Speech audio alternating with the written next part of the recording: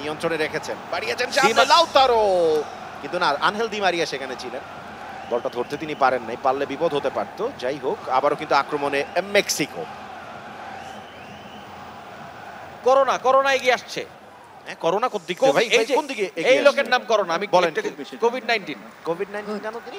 আচ্ছা, ওনার নামই বাপ্পা রাখছে। না, তাকে আসলে টিমে নেওয়াই ঠিক হয় না, এত ভয় পাওয়াই দিচ্ছেন এইসব কথা বলে। এবং রেগুলেশন টাইমের খেলা, এরই মধ্য দিয়ে শেষ 90 মিনিট পরে খেলার ফলাফল আর্জেন্টিনা 2 মেক্সিকো 2।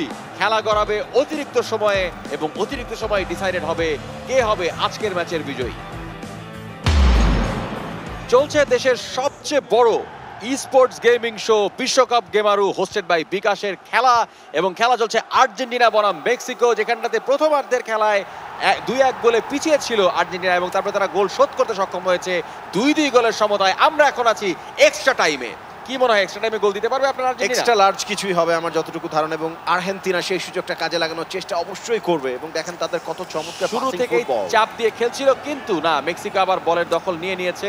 মেক্সিকান কালি কার্টেল কখনো বেশিক্ষণ অন্যদের কর্তৃত্ব স্বীকার করে না, নিজেদের পায়ে বল রাখতে পছন্দ করে, এবং সেই পছন্দের কাজটাই অপছন্দে পরিণত করার কাজ লিওনেল মেসির দল অবশ্যই করতে পছন্দ করে।